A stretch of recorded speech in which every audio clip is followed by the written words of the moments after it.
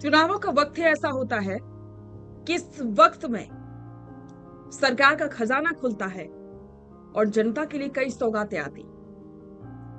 विधानसभा और लोकसभा चुनावों से पहले आपने ये सब जरूर देखा होगा, लेकिन निकाय और पंचायत चुनावों से पहले ये सब होना थोड़ा सा इस बार अलग नजर आता है। राजस्थान सरकार करे तो समझ आता है। खुद केंद्रीय गृह मंत्री अमित शाह राजस्थान के मैदान में उतर चुके हैं। पंचायत और निकाय चुनावों की घोषणा से पहले गृह मंत्री का राजस्थान में आना और उसके बाद में बहुत सारी परियोजनाओं की सौगात देना इस बात का प्रमाण है केंद्र सरकार इस बार पंचायत और निकाय चुनावों को हल्के में नहीं ले रही है, क्योंकि यहीं से तय होगा कि 2028 के विधानसभा चुनाव में कौन सत्ता के शिखर तक पहुंचेगा। नमस्कार, स्वागत है आप सभी का द फैक्ट इंडिया पर और मैं हूं आपके साथ पूजा जाधव। आज इस वीडियो में हम चर्चा करेंगे राजस्थान में जो समीकरण बदल रहे हैं चुनावों के, और खास करके पंचायत और निकाय चुनावों के, वो वाकई में दिलचस्प है। तो चलिए आज विस्तार से हम बात करेंगे नई तारीखों की, और इसके अलावा पंचायत चुनावों को लेकर के क्या चल रहा है, और इसके अलावा जो बीजेपी ने नई रणनीति बनाई है चुनावों को लेकर के, वो क्या है। तो वीडियो को लास्ट तक जरूर देखना ताकि आप तक हर एक जानकारी पहुंच सके। सबसे पहले समझिए राजस्थान की चुनावी जमीन पर इस वक्त क्या चल रहा है। हाईकोर्ट के आदेश के बाद राजस्थान सरकार ने 15 नवंबर तक निकाय और पंचायती राज संस्थाओं के चुनाव पूरे कराने का संकल्प लिया है। पहले चरण में नगरीय निकाय और दूसरे चरण में पंचायत चुनाव होने हैं।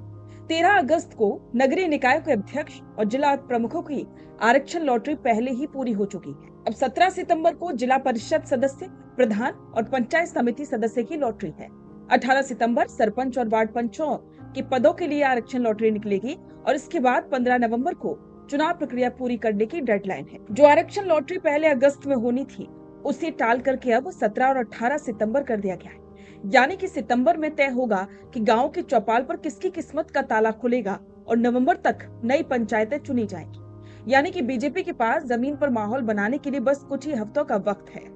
और ठीक इसी चुनावी माहौल के बीच एंट्री होती है केंद्रीय गृह और सहकारिता मंत्री अमित शाह की। शाह ने चित्तौड़गढ़ और अलवर के एक साथ राजस्थान के 32 जिलों को 12,000 करोड़ रुपए से ज्यादा के विकास कार्यों की सौगात दे दी है। चित्तौड़गढ़ से अगर बात की जाए तो 15 जिलों में करीब 5,659 करोड़ के काम, और अलवर से बात की जाए तो 17 जिलों में 6,453 करोड़ के विकास प्रोजेक्ट्स। और यही नहीं, 10,588 युवाओं को सरकारी नियुक्ति पत्र बांटे गए और मुख्यमंत्री किसान सम्मान निधि की छठी किस्त भी सीधे खातों में भेजी गई। अब सवाल है कि बीजेपी का सबसे बड़ा फोकस कहाँ है। इसका जवाब है ग्रामीण अर्थव्यवस्था और पशुपालक समाज। अमित शाह ने अलवर में 5 लाख लीटर क्षमता वाले नए सरस डेयरी प्लांट का शिलान्यास किया। इसके साथ ही भीलवाड़ा, जयपुर, पाली और राजसमंद में भी नए डेयरी प्रोजेक्ट्स का विस्तार हो रहा है। और इतना ही नहीं, अमित शाह ने पशुपालक महिलाओं को लुभाने के लिए 2 बड़े वादे किए।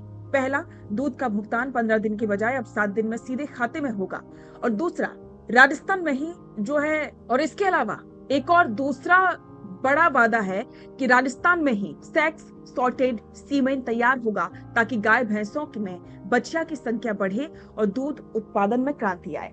राजनीति के जानकारों का मानना है कि पंचायत चुनाव पूरी तरह से ग्रामीण मुद्दों, किसानों और स्थानीय समीकरणों पर टिकी होती है। जब आप किसान सम्मान निधि की किस्त जारी करते हैं, 10,000 से ज्यादा सरकारी नौकरियां देते हैं और डेयरी के जरिए हर गांव के पशुपालक परिवार की जेब तक पहुंचने की बात करते हैं, तो उसका सीधा असर स्थानीय वोट बैंक पर पड़ता है। विपक्ष इसे चुनावी लॉलीपॉप और वोट बैंक साधने की कोशिश बता रहा है, जबकि बीजेपी का दावा है कि डबल इंजन की सरकार जो कहती है वो धरातल पर करके दिखाती है। तो क्या 12,000 के प्रोजेक्ट्स, सरस डेयरी के नए प्लांट और युवाओं को बांटे गए नियुक्ति पत्र बीजेपी की नैया को पंचायत और निकाय चुनावों में पार लगा पाएंगे, या फिर जनता स्थानीय मुद्दों पर अपनी अलग राय रखे। समझ ही गए होंगे कि गृह मंत्री अमित शाह खुद जब मैदान में उतर आए तो समझ जाना कि चाणक्य को रणनीति बनानी आवश्यक है, क्योंकि अगर थोड़ी सी भी चूक हुई तो बीजेपी को बड़ा भारी नुकसान उठाना पड़ सकता है। क्योंकि इस बार मैदान में सिर्फ बीजेपी कांग्रेस नहीं,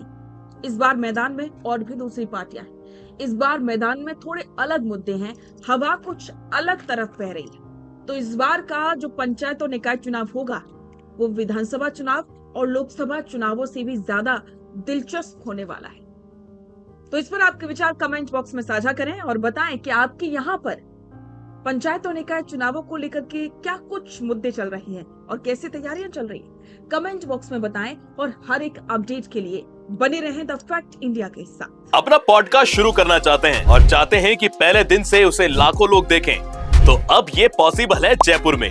जयपुर का सबसे तेजी से बढ़ता हुआ digital news channel the fact India आपके पॉडकास्ट को वर्ल्ड क्लास बनाने के लिए जयपुर के बीचों बीच श्याम नगर में लाया है world class podcast setup, green screen setup, उसे शूट करने के लिए best state of the art facilities, editor से लेके लाखों फॉलोअर्स और करोड़ों वाली रील्स वाला यूट्यूब चैनल, और ये सब आपको एक ही जगह पर मिलने वाला है। तो पूरी जानकारी के लिए आज ही व्हाट्सएप कीजिए इस नंबर पर।